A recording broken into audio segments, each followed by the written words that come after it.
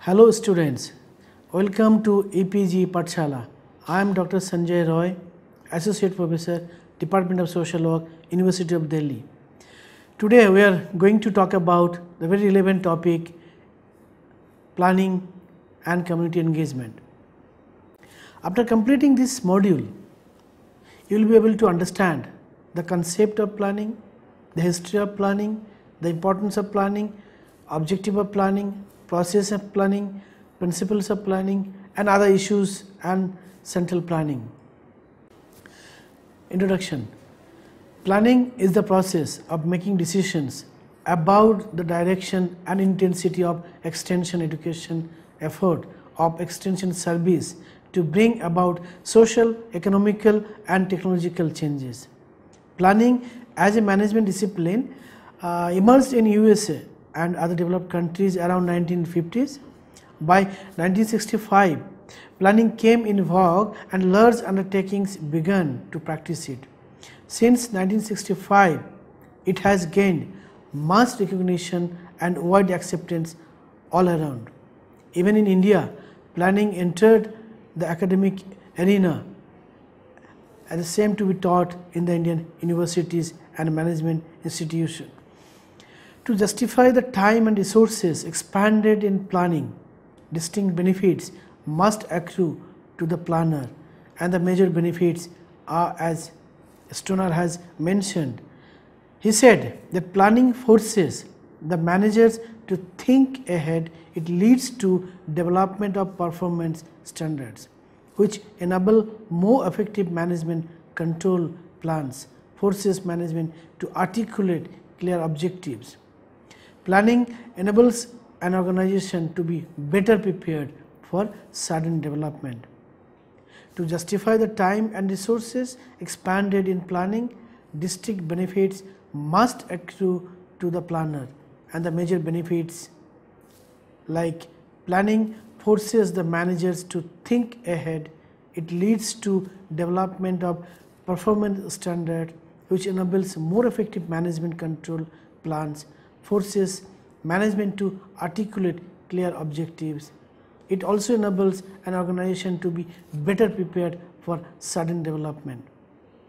Now, if we see the concept of planning, different people has given different concept. The concept of planning involves a systematic analysis of a problem, predicting solutions to that problem, and then outlining steps to be taken for the achievement of the objectives. There are many lessons for these changes in management practices, all of which emphasize the need for planning. These changes are evident not only in the product and services, but also in management skills and techniques employed. The transition from traditional methods of management to modern ones brought about conditions of uncertainty too. These changes are irregular and unpredictable, as they are sometimes placing the executives in difficult situations while making decisions and initiating action. Under management principles and theories in 2000, some definitions have provided, like planning is anticipatory decision making. It's given by Russell Ellock. Newman has said that planning is deciding in advance what is to be done. That is a plan, projected course of action. Allen said plan is trap laid to capture the future. Hamilton Church, he said planning is in a sense the exercise of foresight. Coons O'Donnell said planning is an intellectual process, the conscious determination of course of action, the basing of decisions on purpose, facts and considered estimates. It's said by Coons O'Donnell. Planning is basically anticipating. Armstrong talk about It's a very simple definition. Let's talk about the history very briefly of planning in India. First of all, the idea of planned economy was crystallized in 1930s when our national leaders came under the influence of socialist philosophy. India's 5-year plans were very much impressed by the rapid strides achieved by the USSR through 5-year plans. Actually, in 1934, Sir M-26, who had published a book titled Planned Economy in India, in which he presented a constructive draft of the development of India in next 10 years. His core idea was to lay out a plan to shift labor from agriculture to industry and develop national income in 10 years. This was the first concrete scholarly work towards planning in India. The economic perspective of India's freedom movement was formulated during the 30s between the 1931 Karachi session of Indian National Congress, 1936 Faizpur session of Indian National Congress. Under this plan, there are few developed plans we have. Number one, National Planning Committee, Bombay Plan, People's Plan, Gandhian Plan, Sarvodaya Plan, Planning and Development Department, Planning Advisory Board, and then Planning Commission. These are the sequence wise the plan has started in India. Now, National Planning Committee, the first attempt to develop a national plan for India came up in 1938. In that year, Congress President Subhash Chandra Bose had set up a National Planning Committee with Jawaharlal Nehru as its president. However, reports of the committee could not be prepared, and only for the first time in 1948-49 some papers came out. So that was the initiation of planning in India. Bombay Plan. In 1944, 8 industrialists of Mumbai, they worked together and they prepared a brief memorandum outlining a plan of economic development for India, which was called Bombay Plan. This plan envisages doubling the per capita income in 15 years and tripling the national income during this period. Nehru did not officially accept the plan, yet many of the ideas of the plan were inculcated in other plans which came later. Then we come People's Plan. People's Plan was basically drafted by M.N. Roy. This plan was for 10 years period and gave greatest priority to agriculture. Nationalization of all agriculture and production was the main feature of this plan. This plan was based on Marxist socialism and drafted by M.N. Roy on behalf of the Indian Federation of Lahore. Then comes Gandhian Plan. This plan was drafted by Sriman Narayan, the principal of Wardha Commercial College. It emphasized the economic decentralization with primacy to rural development by developing the cottage industries. Then comes Sarvodaya Plan. Sarvodaya Plan, basically it was drafted by Jai Prakash Narayan in 1950s. This plan itself was inspired by Gandhian Plan and Sarvodaya idea of Vinoba Bhave. This plan emphasized on agriculture and small and cottage industries. It also suggested the freedom from foreign technology and stressed upon land reforms and decentralized participatory planning. Planning and Development Department. In August 1944, the British India government set up Planning and Development Department under the charge of Ardeshir Dalal, who basically this concept, the Planning and Development Department developed, but this department was abolished in 1946. Planning Advisory Board.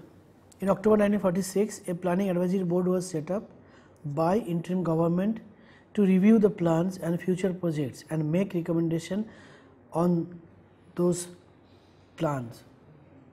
Then we come Planning Commission. Immediately after independence in 1947, the Economic Program Committee, which we call EPC, was formed by All India Congress Committee, which with Nehru as its chairman. The committee was to make a plan to balance private and public partnership and urban and rural economies.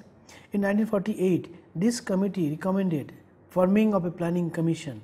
In March 1950s, in pursuance of declared objectives of the government to promote a rapid rise in the standard of living of the people by efficient exploitation of the resources of the country, increasing production and offering opportunities to all for employment in the service of the community. The Planning Commission was set up by the resolution of the Government of India as an advisory and specialized institution. Planning Commission was an extra constitutional body charged with the responsibility of making assessment of all resources of the country, augmenting deficient resources, formulating plans for the most effective and balanced utilization of resources, and determining priorities. Jawaharlal Nehru was the first chairman of Planning Commission at that time. Let us talk about the function of Indian Planning Commission, which was set up in 1950s. The main function was to make an assessment of the material, capital and human resources of the country, including technical personnel, and investigate the possibilities of augmenting those related resources which are found to be deficient in relation to the nation's requirement. Number 2, to formulate a plan for the most effective and balanced utilization of country's resources. Number 3, to define the stages on the basis of priority in which the plan should be carried out and propose the allocation of resources for the due completion of each stage. Number 4, to indicate the factors that tends to retarded economic development. Number 5, to determine the conditions with need to be established for the successful execution of the plan within the incumbent socio-political situation of the country. To determine the nature of the machinery required for securing the successful implementation of each stage of the plan in all its aspects. Number 7, to apprise from time to time the progress achieved in the execution of each stage of the plan, and also recommend the adjustments of policy and measures which are deemed important. Number 8, to make necessary recommendations from time to time regarding those things which are deemed necessary for facilitating the execution of these functions. National Development Council. Government of India could take the initiative to set up the Planning Commission only by virtue of provision in the Constitution, which made economic and social planning and interim in concurrent list. The resolution to set up a Planning Commission was actually based upon the assumption that the roots of center-state cooperation should be deeper. Later in 1952, the setting up of National Development Council, which is called NDC, was in fact a consequence of this provision only.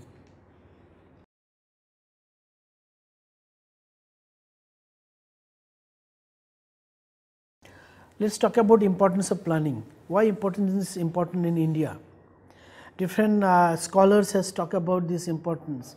Like Stoner, 1996, he talked about the importance of planning. He said, planning determines the future destination of an organization. Planning makes activities of employees meaningful. Planning economizes operations. Planning helps in reducing the risk of uncertainties. Planning leads to the discovery of new ideas and opportunities. Planning facilitates coordination. Planning facilitates efficient control. Planning provides direction. Planning acts as a response of the management to cope with changing environment. Let us talk about the objective of planning. Like Ray in 1991, he said the main objectives of planning is to influence people and their way of life. The plan programs are useful, as he said, to ensure careful consideration of what is to be done, to furnish a guide against which new proposals are to be judged, to present in written form a statement for the public use, to establish objectives with which progress can be measured and evaluated, to have the means of choosing the important from the incidental problems and the permanent from the temporary changes, the present mistaking the means for the end, and to develop both felt and unfelt needs, to give continuity during changes of personnel. He also talked about that to aid in the developing of leadership, to avoid waste of time and money and promote general efficiency, to coordinate the efforts of the different people working for rural development. Let us talk about also few things about the scope of planning. What are the scopes when you talk about in terms of plan? The main scope is it helps in discovering and planning the ways for action. Planning gives meaning and system to action. Planning prepares the basis for a course of future action. It facilitates decision making for the future. Planning singles out the most significant needs. Planning identifies the gaps between the present situation and the desired situation. Planning also assists in the formulation of objectives of the organization. It also promotes active involvement of the local leaders. Now let us see how plan goes on. What are the basic process of planning? The main basic process of planning could be, number one, to identify needs of planning, why we require the plan.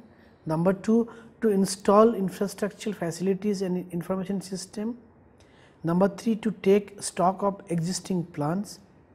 Number four, to assess resources position of the organization, what are the resources we have in the organization. Number five, to scan external environment, what are the external environment we have. Number six, to identify affected areas of business. Number seven, to formulate planning process. Number 8, to determine future destination or objectives and define them clearly. Number 9, to develop alternative course of action through research, analysis and past experiences. Number 10, to evaluate course of action in terms of risk, cost, efficiency and resource position of the organization. And lastly, to formulate derivative sub plans known as operational plans and programs. Now, if you see the advantage of planning, you see there are significant advantages of the planning, like competitive spirit. Planning keeps competitive spirit alive. It also sharpens the urge to go ahead of others in the same business, in making use of new techniques and methods of production, in setting high qualitative and quantitative standard for output, and in creating novelties. Systematic and methodical work. Planning also shows the right way of channeling energies towards the accomplishment of the desired objectives.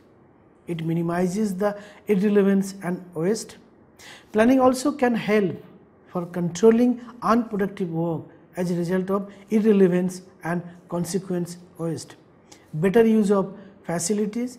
Planning makes better and more constructive use of the given facilities of an organization. It also provides overall picture of an organization. For any organization, planning is the only better means of getting comprehensive view of operation. It also ensures coordination. Good planning will ensure coordination. If top level executives and fixing individual responsibilities, then we should have good planning.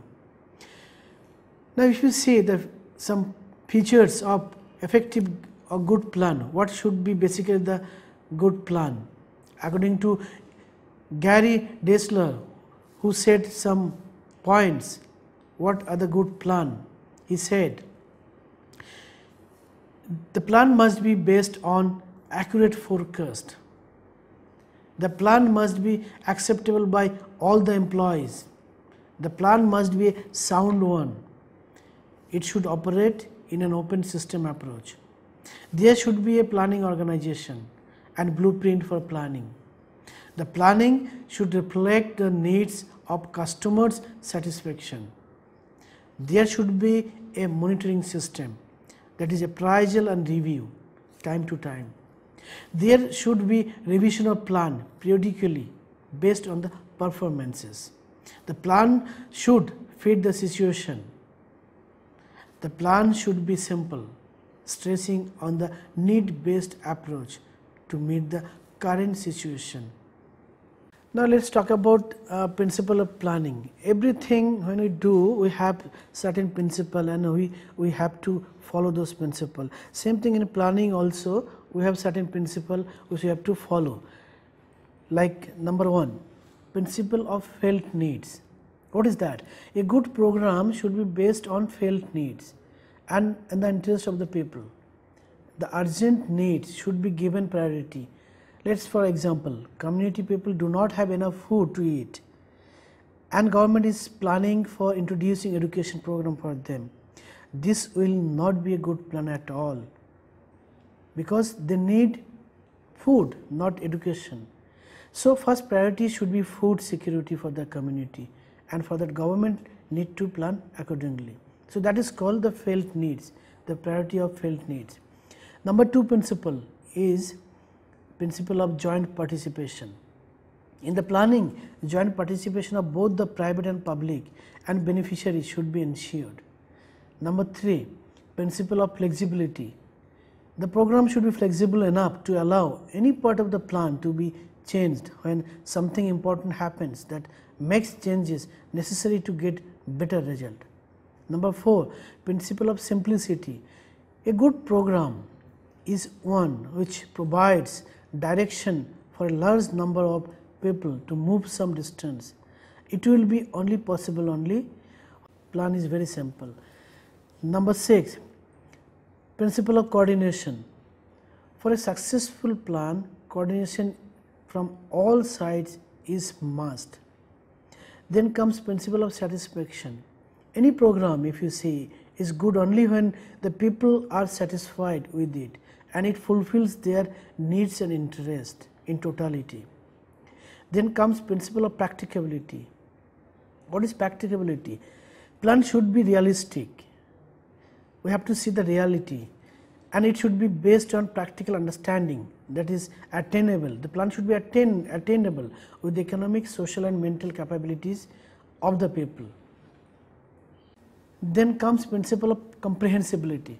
Program should be very comprehensive and balanced as it should reach to all sections of the society.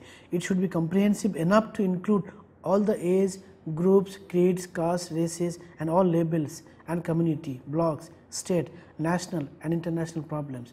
Only then it will be called comprehensive plan. Then it comes principle of achievability. Focus should be on problems that are most important. Therefore, objectives should be fixed to few problems that are most important as felt by people. Then comes principle of evaluation.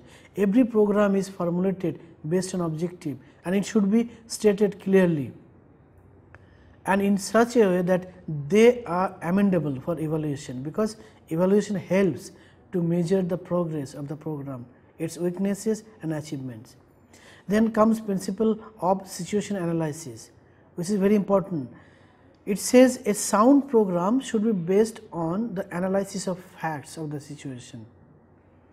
Then comes principle of definite plan of work. A good program has a definite plan of work because it gives a careful plan of action. Then comes principle of continuous process. Principle of continuous process means the plan cannot be static, it should be a continuous process. No program completes suddenly because implementation of the program may change the situation, their economic, social and other factors will change. So it should be continuous. And then it comes principle of teaching process. The program planning itself is an excellent teaching device. People learn to analyze their needs and try to decide the relative importance to their problems. Thus, it is one of the natural settings for the learning process. So, after principle, let us talk about steps of planning. What are the steps? How to go ahead? The steps in planning, like Ray in 1998, he has given 8-fold model planning, such as number 1, collection of facts. You have to collect the records, facts pertaining to data available in your organization. Then analysis of the situation. After collecting data, it will be analyzed in an unbiased way, keeping in view the feelings expressed by the client system, because it will provide proper understanding and perspective. The next step comes identification of problems. A correct analysis and interpretation of the data shall help one in correctly identifying the problem. There may be lots of problems, but we have to identify only the urgent problems which may be solved within available resources of the organization and within a limited time. Then next step comes determination of objectives and goals. This is one of the main steps, because the objectives should be formulated based on the significance needs identified. It should be direct and stated in clear terms. Next comes developing plan of work and calendar of operation.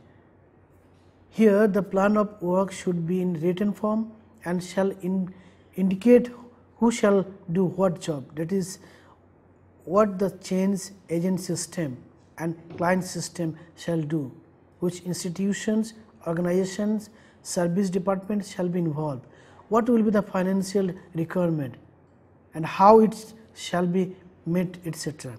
The calendar of protection and operation should be prepared on the basis of the plan of work and shall specify when a particular work shall be done, preferably mentioning date and time. And then follow through plan of work and calendar of operation, and you have to follow according to your calendar what you have developed. Then come evaluation of progress. Here what you do, evaluation is the process of determining the extent to which we have been able to attain our objectives. All programs must have an inbuilt system of evaluation to know how well the work is done, and it should be continuous process. Evaluation also may be formal and informal depending on the importance of the programs, and also on the availability of trained manpower, funds, facilities and time of your organization. And then comes reconsideration and revision of the program.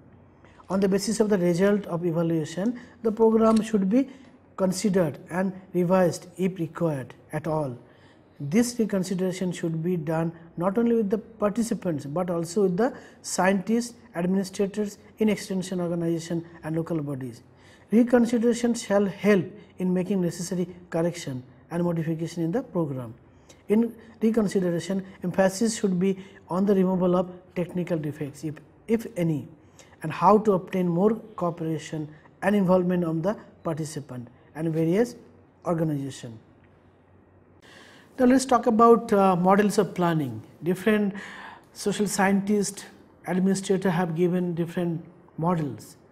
Reddy in 1987, he had given a model of planning. He said there are 9 steps in planning process: collection, analysis and evaluation of all available and pertinent facts, determination of objectives based on needs, definition of problems or obstacles faced in achieving objectives, finding solutions to problems, selecting problems with due consideration to priorities, preparing plan of activities, carrying out the plan, continuous checking of evaluation of results, and review progress towards achievement of objectives. Singh has identified 7 steps of plan in 1987. He said, study of the situation, identification of the problems, fixing objectives, finalizing plan of work, executive plan, evaluation and reconsideration of plan. Let's go for summary. If you see the above discussion, we can say that, as we have in preceding section, we say about the concept, objectives, process, steps, principles of planning in India.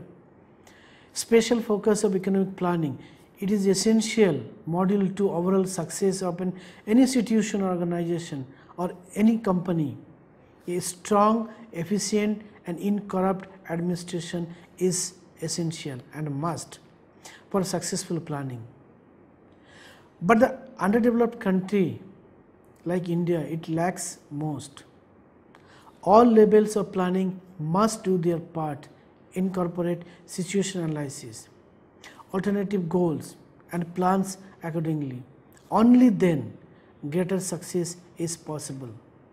Therefore, there is a need of constant surveillance of plans to get the best result and for better development in the future.